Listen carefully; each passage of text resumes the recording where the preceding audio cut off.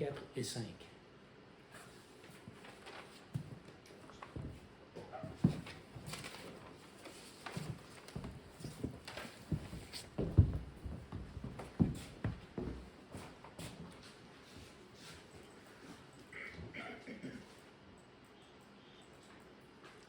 J'essaie d'ouvrir mon ordre. Ça y est, ça vient. Bonjour à tout le monde, bienvenue, je suis heureux d'être ici. Et comme il est dit dans le psaume 122, je suis dans la joie quand on me dit allons à la maison du Seigneur. Mais je suis dans la joie quand on me dit allons à la maison du Seigneur à Saguenay. Je remercie Jean et son épouse de bien vouloir que je vienne. Je suis déjà venu 2 fois auparavant. Certains me connaissent, certains ne me connaissent pas.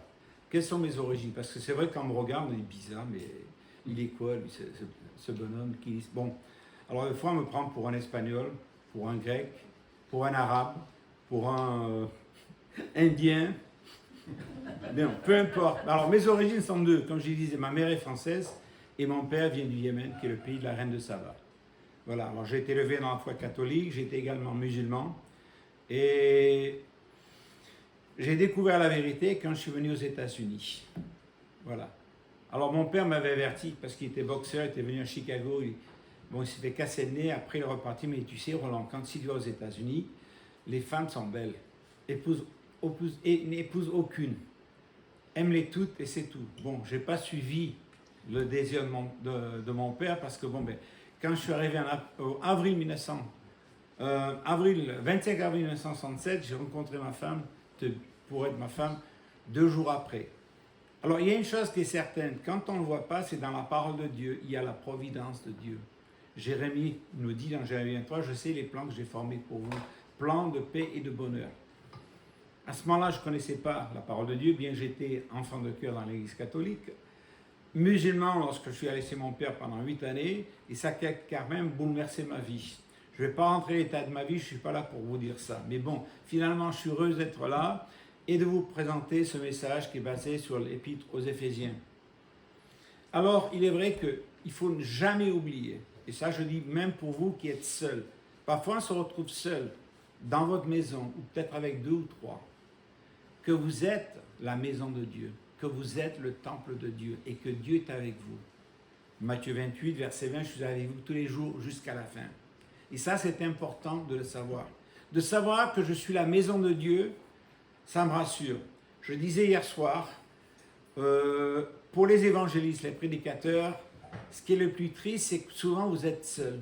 Vous n'avez personne. Bon, il y a des frères qui prient pour tout ça, mais la communication, la relation, des fois, elle n'est pas là. Et des fois, vous en avez besoin. Et moi-même, des fois, je m'enferme dans mon bureau, je pleure, je dis, oh Seigneur, j'en ai plein les bottes, j'en ai marre. J'en ai marre. Mais Dieu envoie toujours quelque chose qui va vous redynamiser et vous donner la force d'aller d'avant. Et ça, c'est important. Alors, je me rappelle, il y a une personne ici que j'ai connue en 1977, qui est devant moi, à votre gauche. Je l'ai rencontré à l'école biblique. Il était, comme on dit en anglais, chapel service. Il avait fini, et il demande est-ce que quelqu'un parle français. Bon, il y avait peut-être 400 et quelques élèves, et j'étais le seul à lever le doigt. Bon, c'était Jan Opsic. Alors bon, mes désirs justement, c'était d'aller retourner en France, où je ne savais pas très bien. Mais c'est vrai que Dieu décide les choses. Alors finalement, il m'a invité à venir. Bon, on était tous, je dirais que moi j'étais bleu dans le métier. Et également, Yann, on a travaillé ensemble pendant 5 ans et demi. Après, lui est parti dans le sud. Et après, moi je suis monté à Paris. Je suis resté à Paris avec mon épouse depuis 84 jusqu'à cette année, au mois de juin. Donc, mais c'est vraiment... Chaque expérience de la vie, qu'elle soit bonne ou mauvaise, vous en tirez des leçons. Et ça, c'est important.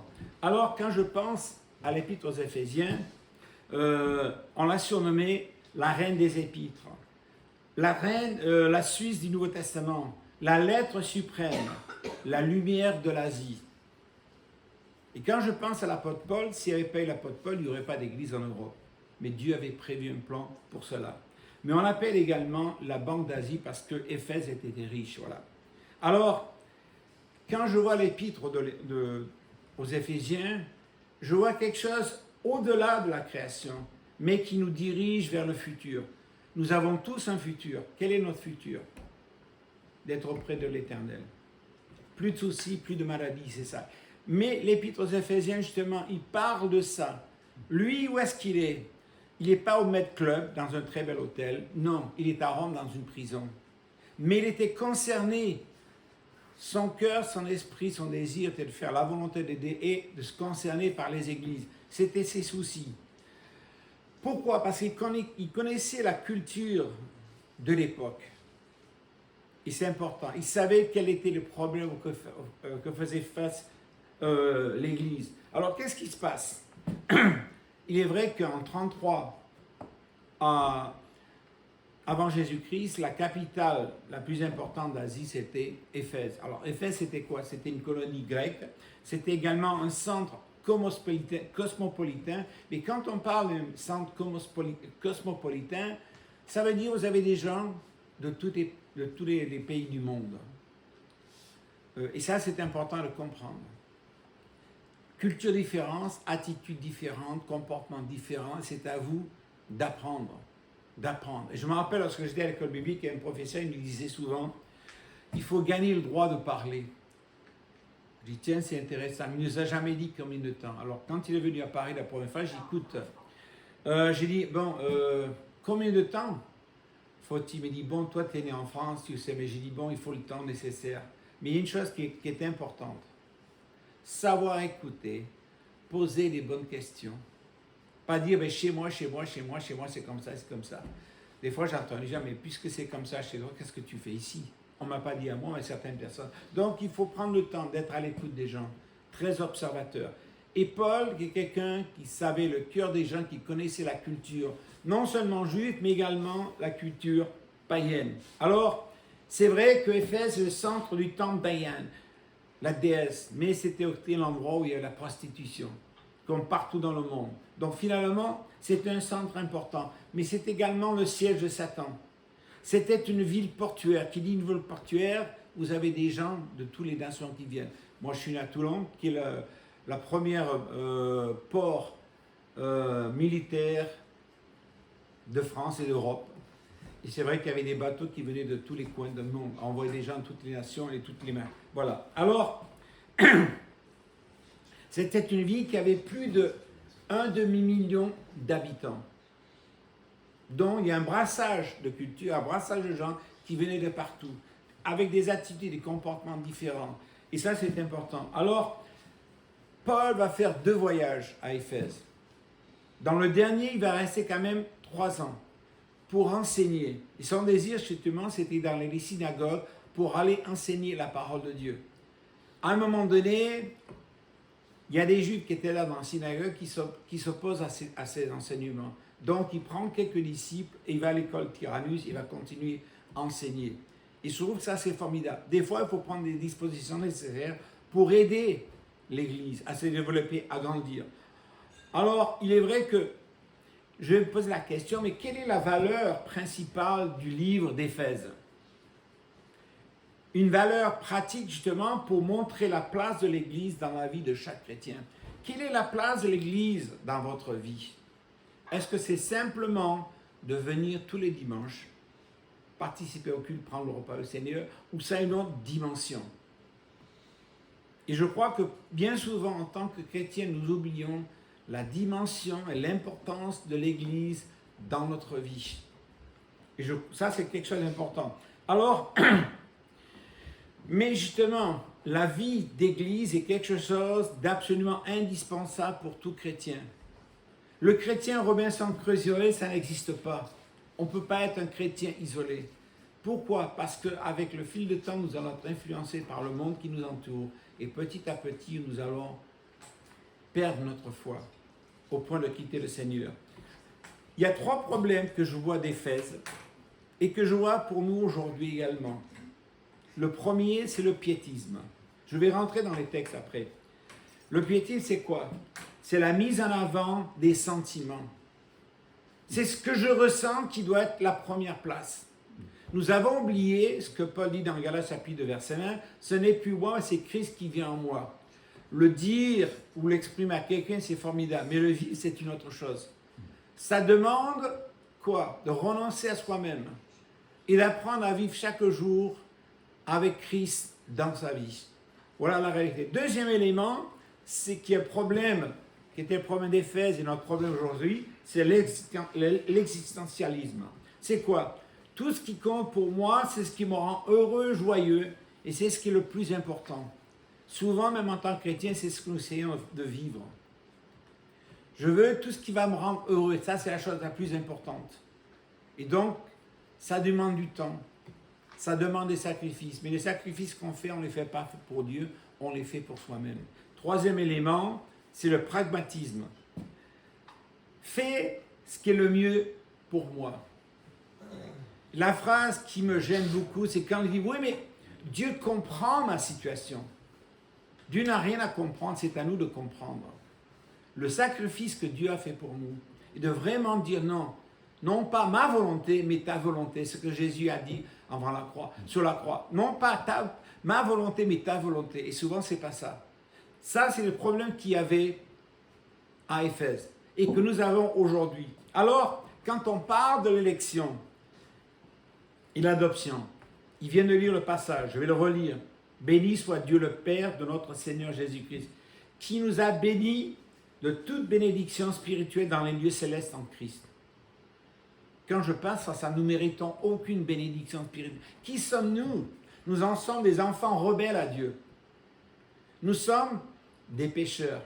Mais Dieu nous aime. Il n'aime pas le péché en nous. Donc c'est à nous de travailler, de débarrasser ce qui empoisonne notre vie, se débarrasser du péché. Alors, il est vrai que nous vivons de deux manières. Ce qu'on veut que les gens voient et ce que l'on est réellement. Et souvent, ce qu'on est réellement, ça ne nous met pas à l'aise. On n'est pas satisfait.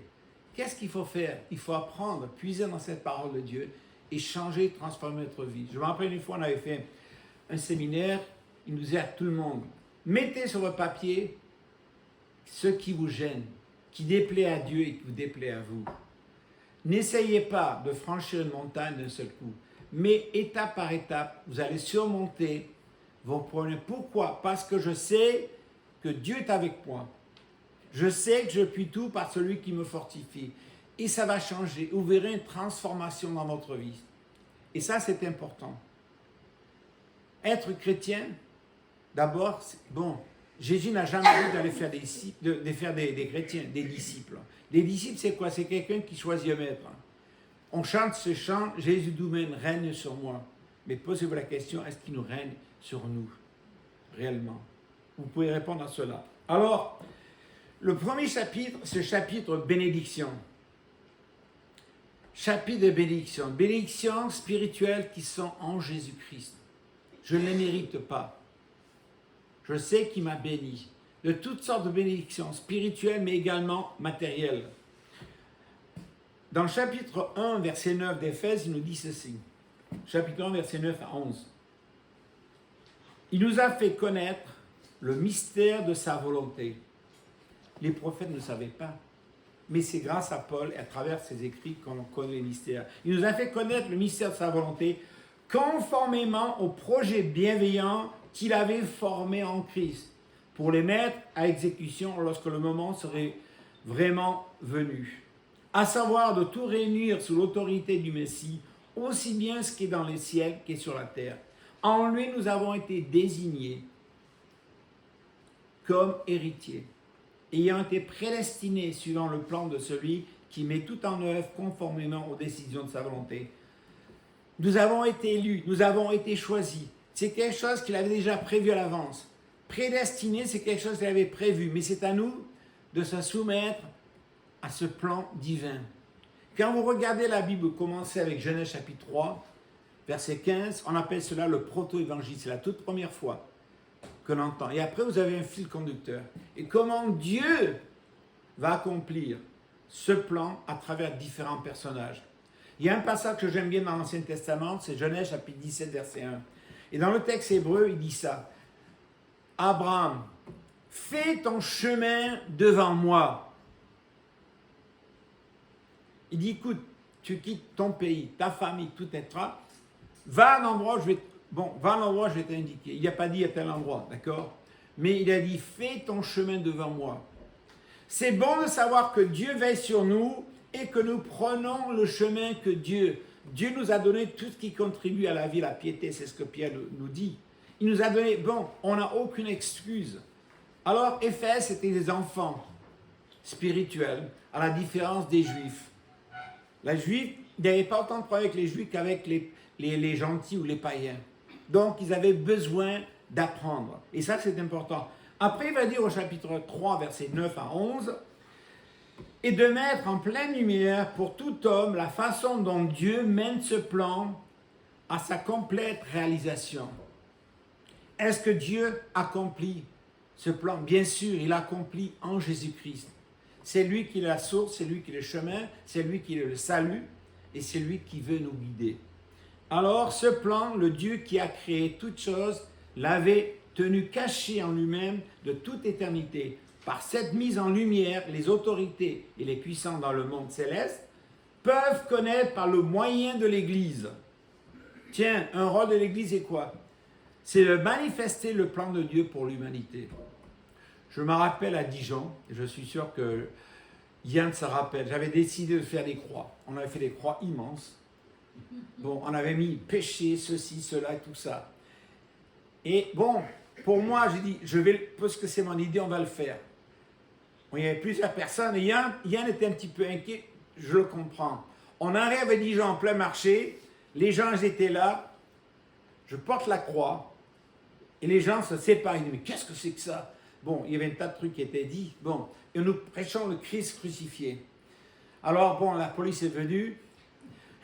Mais qu'est-ce que c'est que ça? Ben, écoutez, nous sommes chrétiens, nous manifestons notre joie et voulons faire connaître. Bon, écoutez, il faut vous déplacer, allez là-bas. Alors j'ai dit au chef de police, il m'attendait, monsieur, vous ne seriez pas chrétien? Il dit, oui, mais attendez, il ne faut pas rester ici. Bon, on l'a fait, mais c'était bien. Ça a éveillé les gens à ce fait-là. Il y a des gens qui disent, oh, bande de feignants, il faudrait mieux d'aller travailler. Mais moi, je m'en fiche. Je le fais parce qu'il y a des gens.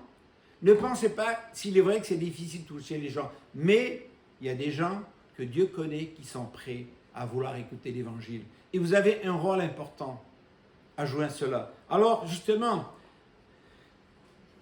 quand on regarde Dieu et sa sagesse immense, et ce qui nous parle de là, par cette mise en lumière, les autorités les puissantes dans le monde céleste peuvent connaître par le moyen de l'Église les aspects infiniment variés de sa sagesse. Cela s'accomplit conformément à ce qui a été fixé de toute éternité, qui s'est réalisé par Jésus-Christ notre Seigneur. Je dis, Seigneur, c'est formidable que tu veux m'utiliser, moi qui suis à l'école jusqu'à 8 ans, pas plus. Mais attends, mais quand je pense, je regarde Moïse, je regarde les 12 apôtres, bon, si on pense la même pensée de société, c'était des gens, des ratés. C'était des ratés. Mais Dieu utilise des gens comme ça pour accomplir sa volonté, parce qu'il sait que leur cœur est disposé à vouloir. Je me rappelle lorsque j'allais à l'école biblique, les 5 premiers cours, je les ai ratés parce que je n'avais pas appris l'anglais. Je rentre à la maison, je dis, Rosie, c'est bon, j'arrête, je retourne en Pennsylvanie, on rouvre la boulangerie-pâtisserie. Oh non, tu ne m'as pas fait venir ici pour ça, la maison et le machin, non. Bon, je dis, oh là là, elle est têtue, ma femme. Mais il y avait quelqu'un dans ma classe qui savait les problèmes. Il m'a dit, Roland, viens chez moi. Je t'aiderai. Il y avait un autre ami qui était libanais, il était dans la même condition que moi. Et petit à petit, les notes ont remonté. Et vraiment, c'était formidable. Je dis, tiens, il y a encore la main de Dieu qui était là. Mais je dis, bah, attends, c'est vraiment quelque chose d'incroyable. Mais Dieu agit dans votre vie. Et parfois, on est tellement impatient de demander tellement de choses à Dieu qu'on oublie de lui dire merci. Et Dieu met les choses en place et les gens pour vous. Et c'est ça qui est formidable. Alors, qu'est-ce que je pourrais dire? L'Épître Éphésiens fournit des réponses claires et simples à toutes les questions qu'on peut se poser sur les merveilleuses bénédictions que Dieu a pour les chrétiens. Il nous répond aussi le rôle du Christ. Il nous répond aux questions de l'Église. Voilà. Et on voit le merveilleux dessein de Dieu s'accomplir.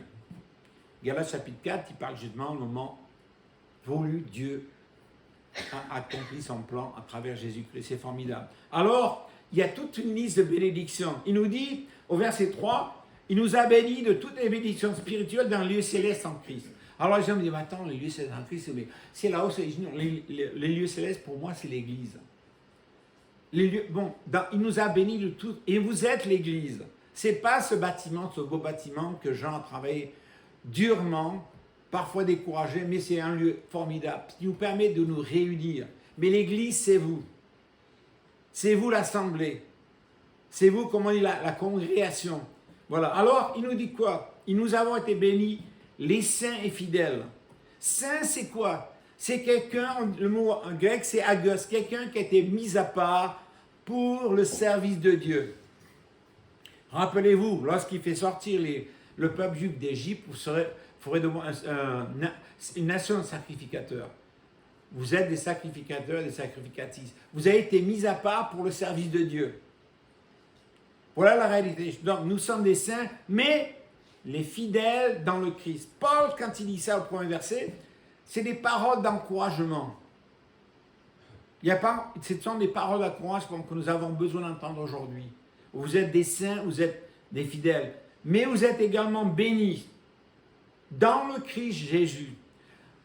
En Christ Jésus apparaît 12 fois dans le premier chapitre. Grâce et paix, c'est pareil, vous le trouvez plusieurs fois. Et je trouve que c'est vraiment formidable. La véritable paix ne vient pas dans le monde.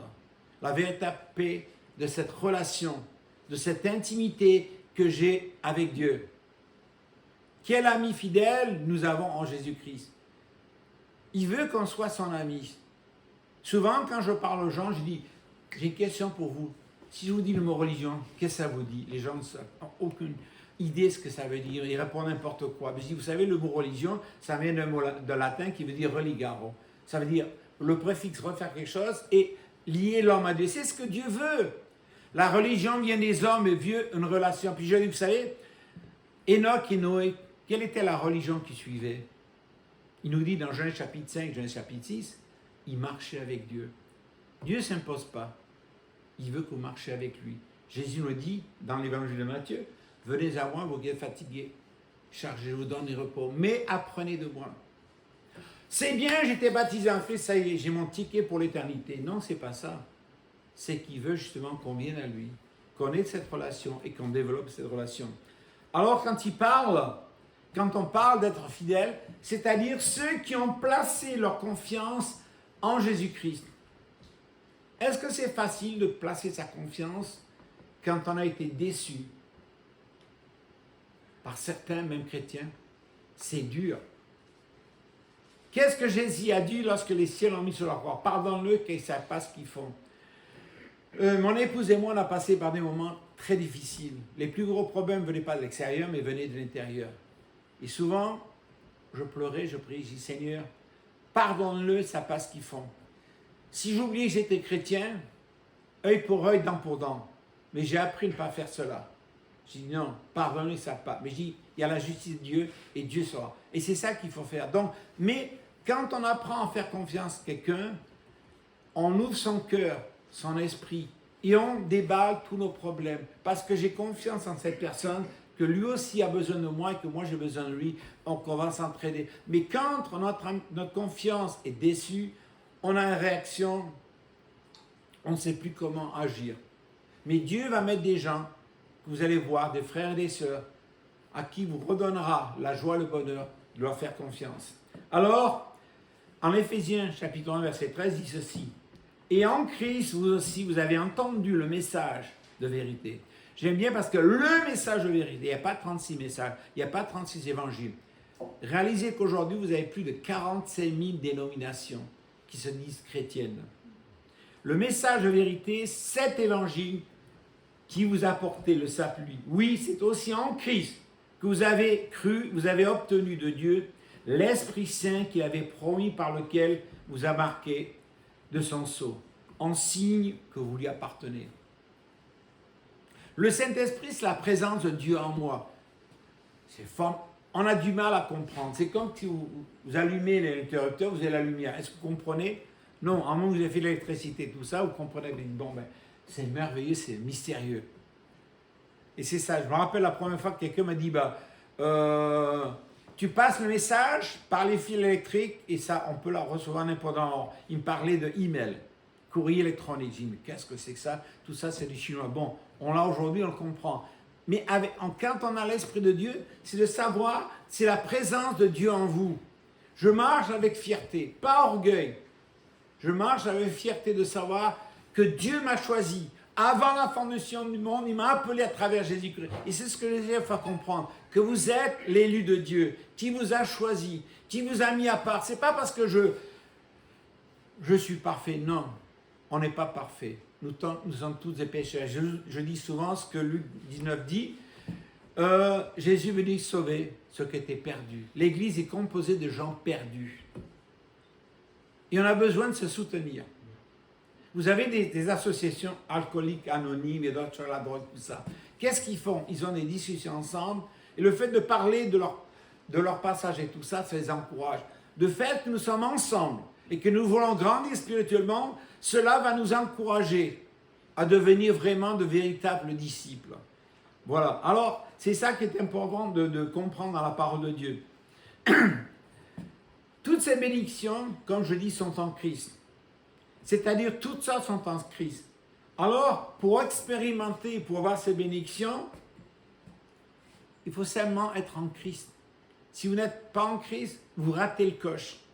Vous avez tout raté. Et même si vous arrivez à être formidable, riche, prospérité, la gloire et tout ça dans le monde, vous avez raté le coche qui est le plus important dans votre vie. Béni soit le Dieu de notre Père, Seigneur Jésus-Christ. C'est-à-dire, louer Dieu. Louer Dieu par mon esprit, par mes prières, par mes chants, ensemble quand on est réunis. Et c'est ça qui est important. Louer Dieu, pourquoi? Parce que je suis reconnaissant pour ce qu'il m'a fait. Je suis reconnaissant pour Dieu. Dans quelle famille je suis né, dans quel pays? Au départ, j'haïssais le fait que je savais que j'étais à moitié arabe. Parce que quand vous allez dans les écoles catholiques en France, on m'appelait le bougnoul, plein de poux, tout ça, et ainsi de suite. J'en ai souffert beaucoup, mais ce n'est pas grave. Mais je suis fier de ma culture, de mes racines. Peu importe ce que les gens pensent, mais je suis encore plus fier du fait que je suis en Christ. Je suis un fils de Dieu. Vous êtes tous fils et filles de Dieu, et c'est ça qui est formidable. Alors, il est vrai que quand on parle de en Christ, c'est utilisé dans un sens instrumental. Par l'intermédiaire de Jésus-Christ, Jésus en est la cause de mon bonheur. Jésus est la cause de mes bénédictions. Jésus est la cause de ma joie. Cette joie doit être manifestée en vous chaque jour. Il est vrai, les gens me connaissent à Paris et partout, que je siffle beaucoup. Souvent, je siffle des chants religieux. Ce matin, un frère m'a demandé, mais c'est quoi ce titre de chant? Écoute, je le sifflote, mais je ne me rappelle plus le titre de ce chant. Mais je le fais parce que j'aime faire cela. Et les gens sont joués. Des fois, les gens m'arrêtent. Oh, ça me rappelle mon père quand il sifflait. Continue à siffler comme ça. Par contre, j'ai une fille qui dit, oh papa, ça m'énerve, arrête de siffler. Oh, bon, j'ai dit, d'accord chérie. Voilà. Mais bon, c'est comme ça. Alors, il nous dit quoi? Paul, quand il écrit aux Galates, il dit ceci. Vous êtes tous fils de Dieu par la foi en Jésus-Christ. En effet, vous tous qui avez été baptisés en Christ, vous êtes revêtus de Christ. C'est formidable d'être revêtu en Christ. J'ai travaillé pendant longtemps, depuis 1992 jusqu'à l'année dernière, avec les scouts américains. J'étais l'aumônier, plusieurs choses. Bon, cuisiner aussi. Mais j'étais fier de porter cet uniforme de scout. Pourquoi? Parce que je travaillais avec des gosses. Chaque année, j'allais en Allemagne, je faisais la pop-up pour 600 gosses. Ils étaient reconnaissants. Parce qu'on apportait quelque chose à ces jeunes-là. Je me rappelle une année, j'avais le fils de l'ambassadeur des États-Unis de Moscou qui était là. Au départ, les 2 jours qu'il était avec moi, il ne voulait pas travailler. Il dit, attends, tu n'as pas toi à me dire, chez moi, c'est moi qui commande. Il dit, bah, tu n'es pas à l'ambassade, tu es ici avec Roland Mossin, qui est le kitchen manager, d'accord? Si ça ne te plaît pas, bon, il va voir le directeur, il dit, écoute, soit tu travailles avec Roland, sinon j'appelle ton père. Bon, et au bout de 2 jours, il avait complètement changé. Et puis, il y a quelques temps, il me dit, Roland, j'aurais bien voulu que tu sois mon père. Je dis, attends, je n'ai pas la capacité actuelle, la connaissance. Ton père, il est ambassadeur des États-Unis, il roule sur l'or. Il dit, oui, mais ce que toi, tu me donnes, c'est l'amour que je n'ai pas. Il se baladait avec des rouleaux de 50, 100 $ dans la poche. Ça m'a touché profondément. Mais ce qu'il a vu en moi, c'est ce qu'il n'a pas vu dans sa famille. Il a dit, papa est tout le temps occuper les réunions, les repas. Ma mère, c'est le club de bridge et tout ça, avec toutes les femmes, tout ça. Ma soeur Raymond, elle est tout le temps abandonnée. On a toutes ces choses, mais vraiment, j'aurais bien voulu que ce soit toi, mon père. Je me suis retenu de pleurer parce que vraiment, c'est quelque chose qui m'a touché profondément. C'est pas le seul, d'autres personnes. C'est ça, mais j'y attends. Je suis le moins important dans tout le groupe des scouts. Malgré ça, il y a beaucoup de gosses qui m'ont respecté, qui continuent à contact avec moi.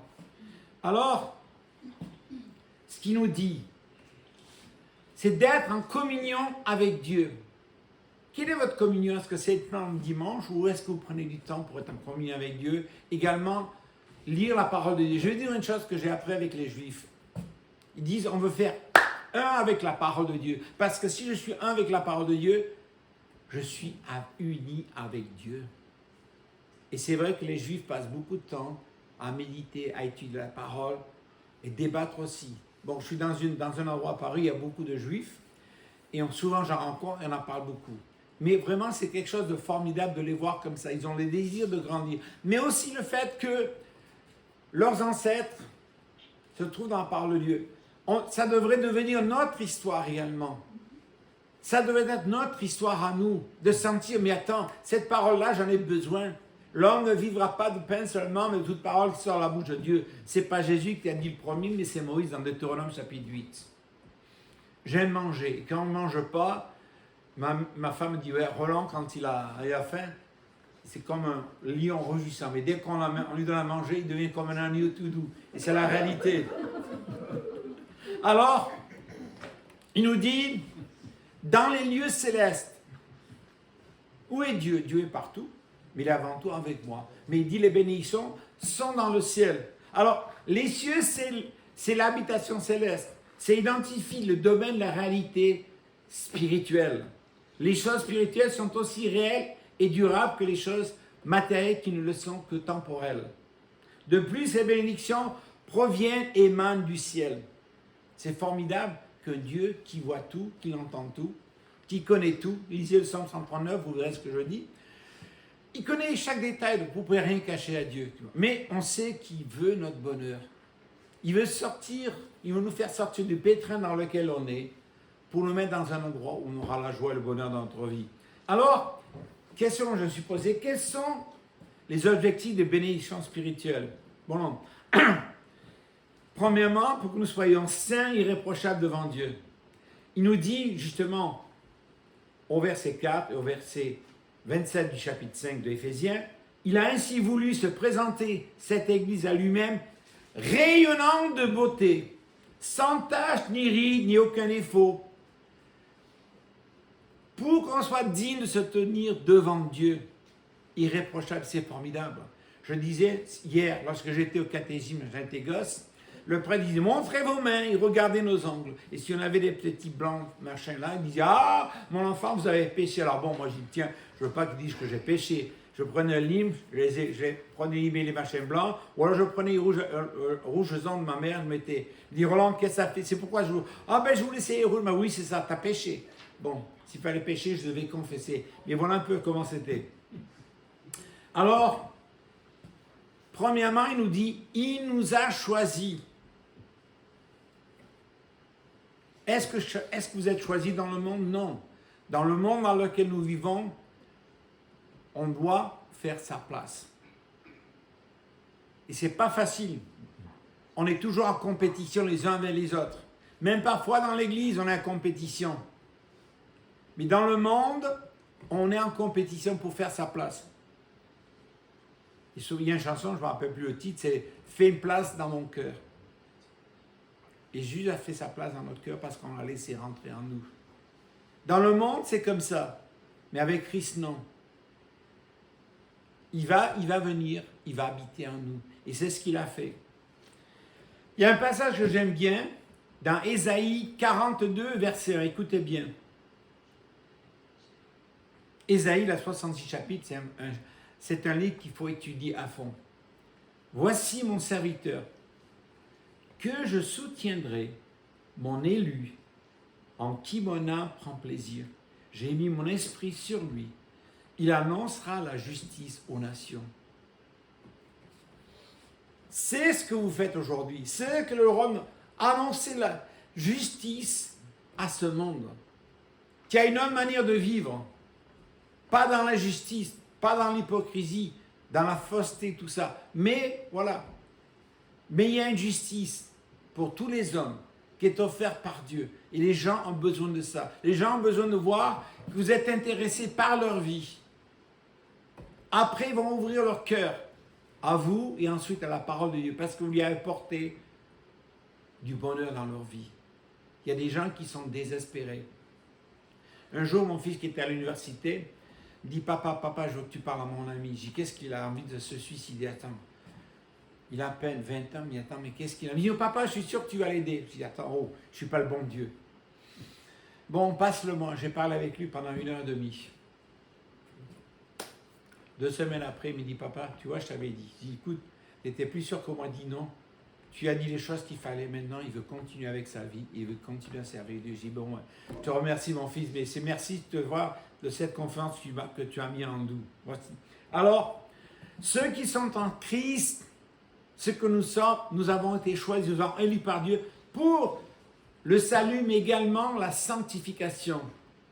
Sanctifié par ta parole. C'est la parole de Dieu qui nous a sanctifiés. Quand on obéit à l'évangile, on a été mis à part. Mais la sanctification, c'est quelque chose qu'on doit continuellement travailler. C'est du travail qu'on fait sur soi-même. Bon, comme j'ai dit, ceux qui sont en Christ sont choisis, sont élus. N'oubliez pas que c'est un appel céleste. Hébreux 3, verset nous dit ceci.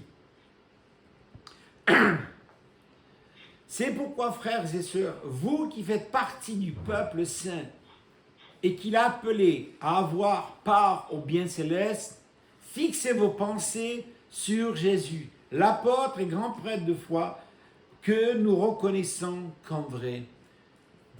Si j'écarte mes yeux de Jésus, comment je fais? Par la parole. Quand je ouvre cette parole de Dieu, c'est Dieu qui me parle. À moi. Et donc, je reste attaché à Dieu.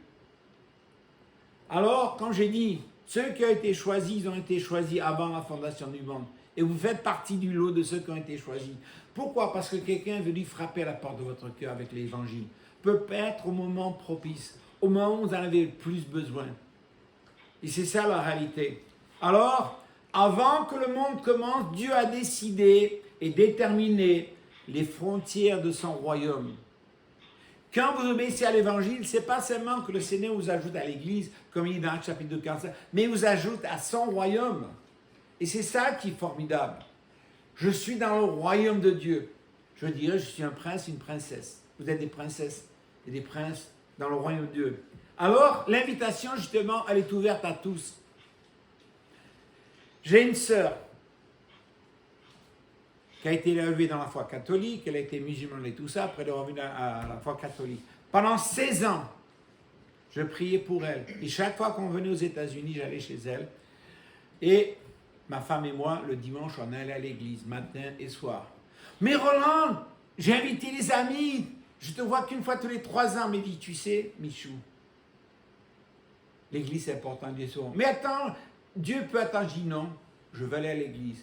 Et finalement, accepte et dit, tu sais, tu peux préparer le barbecue, ce que tu veux, mais quand on aura, tu reviendras. Au bout de 16 ans, ma mère est morte en 88, on était sur le retour de Marseille. Je dis, tu sais, Michou, il ne reste plus que toi et moi. Moi, je sais où je vais aller, mais à toi. Mais attends, je fais du mal à personne. Je prie la Sainte Vierge, je dis, c'est pas ça. Tu n'as pas obéi l'évangile. Je prie, Seigneur, que tu feras, parce que je sais que moi, je veux que tu sois là où je vais aller. L'année d'après, on est allé. Amélie, elle vient frapper à la porte de notre chambre dans son mobil-home. Roland. Je dis, qu'est-ce qu'il y a? James et moi, on veut obéir l'évangile, parce que dans la journée, j'avais partagé l'évangile, tout ça. Amélie, je dis, attends, mais qu'est-ce qui se passe? Je dis, oui, on veut obéir l'évangile, on veut être baptisé pour le pardon des péchés. À 7h du matin, j'ai téléphone à l'église, le prédicateur était en train de se raser, il s'est coupé. Tu ne peux pas attendre? Je dis non. Quand quelqu'un est baptisé, on ne peut pas attendre.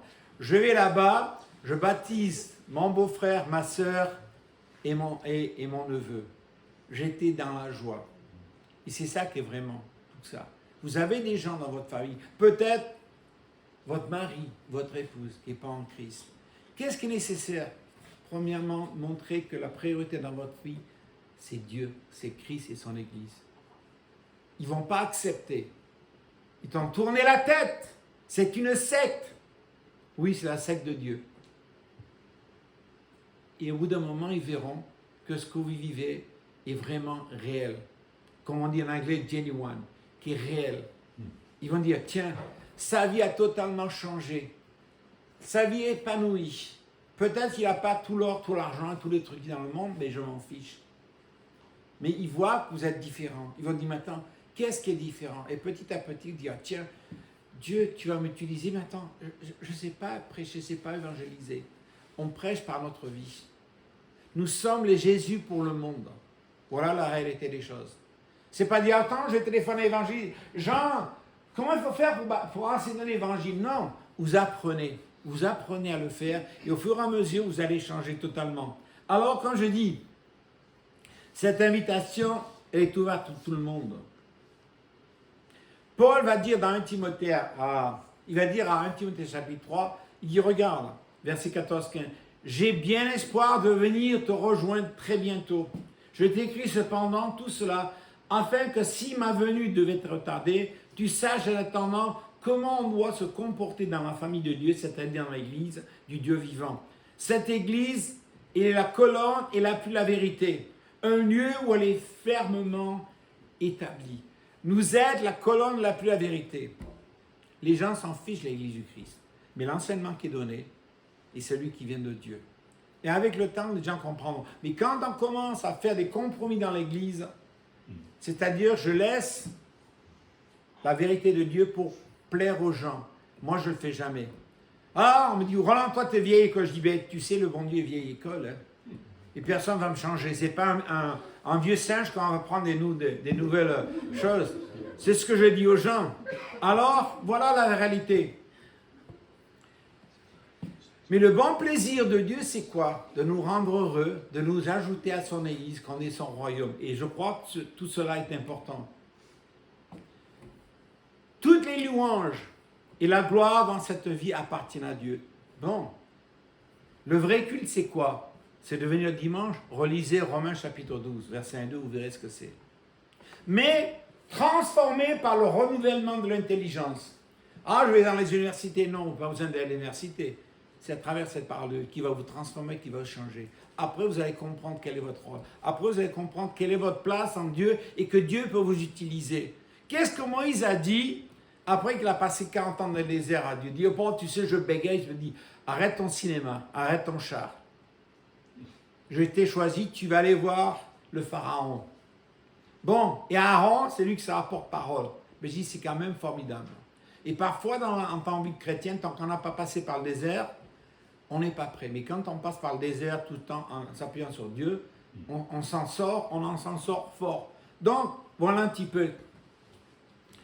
Jésus a dit dans Jean chapitre 17, verset 5 ceci, « Et maintenant, Père, revêt-moi de la gloire en ta présence. Donne-moi cette gloire que j'avais déjà auprès de toi avant les origines du monde. » Mais cette gloire, il la partage avec nous. Pourquoi? Parce qu'il est en nous. Donc j'ai la joie, j'ai la bénédiction, j'ai la gloire de Dieu en moi. Et je veux sauter de joie, je dis, Alléluia Seigneur, merci de ma voix, d'être un instrument, d'être aussi tes enfants. Je voudrais conclure, parce que je sais que le temps passe vite et je parle beaucoup. 3 passages. Le premier, c'est dans Romains chapitre 6, verset 22. Mais maintenant, étant affranchi du péché, débarrassé du péché et devenu esclave de Dieu, vous avez pour fruit la sainteté et pour fin de vie, et pour fin la vie éternelle. La sainteté, ça veut dire quoi? J'ai du travail sur la planche. C'est à vous de faire cela. Dis non, je veux rester à part de ce monde. Je ne vais pas me laisser influencer. Je veux continuer dans ce chemin de rôle de sacrificateur, sacrificatrice, continuer à plaire à mon Dieu. J'avais un professeur que j'aimais bien, super. Il se donnait à fond pour ses élèves et je faisais tout pour lui plaire. Et vraiment, c'est quelqu'un de formidable.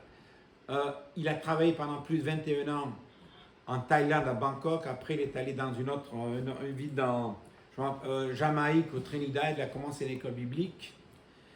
Et vraiment, c'était quelqu'un pour qui j'ai travaillé beaucoup parce qu'il s'est donné.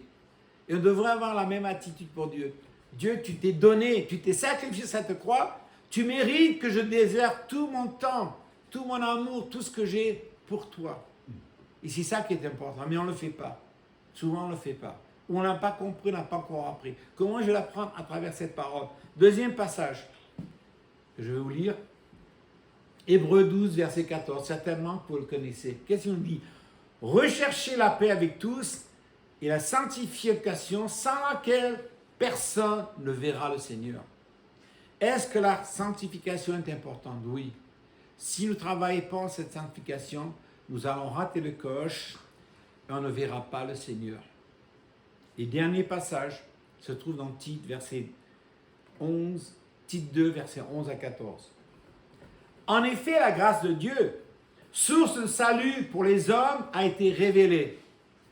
Elle nous enseigne à renoncer à un mode de vie impie et aux convoitises de ce monde et à vivre dans le temps présent conformément à la sagesse, la justice et la piété, en attendant notre bienheureuse espérance, la manifestation de la gloire de notre grand Dieu et Sauveur Jésus-Christ. Il s'est donné lui-même pour nous. Pour nous, on devrait mettre notre nom. Pour Roland, pour Yann, pour Diane, bon. Pour nous, afin de nous racheter de toute faute et de se faire un peuple qui lui appartient, purifié et zélé de belles œuvres. Éphésiens 2,10, il a préparé de bonnes œuvres pour nous les appliquer. Merci infiniment et que Dieu vous bénisse. Merci.